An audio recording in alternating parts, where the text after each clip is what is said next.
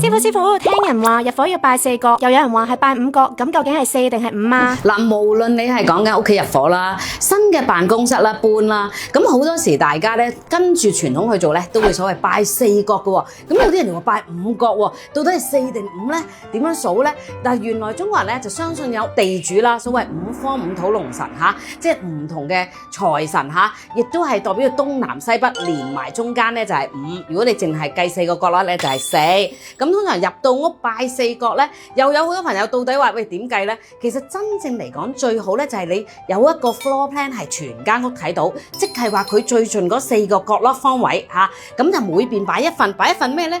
拜4角嘅嘢亦都係啦，各處鄉村各處嚟嚇。有啲人就咁用紅蘿蔔嘅，簡單啲。呢個咧就齊全版嚟嘅。咁咧通常咧我哋其實係需要咧5粒嘅紅棗啦，5粒嘅糖啦，有紙包住啦最好。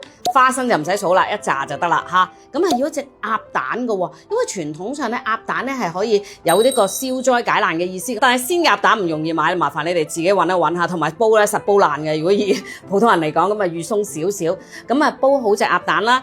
咁然後一嚿肥豬肉連皮啦，咁啊一個橙一個蘋果一個梨。但係呢一類嘅物品咧唔使買到最靚嘅，因為拜完之後咧就唔會要噶啦。拜湯天同埋拜神嘅物品咧，我哋可以留翻嘅。咁啊記住咯，喺間屋嘅唔同嘅位置。4個角落嘅位置連埋中間，點樣拜法？由門口入嚟順時針方向。中國人係好多嘢中意逢拜神都要順時針方向嘅，所謂六六大順啊嘛。咁希望大家如果真係有機會搬屋，又試下。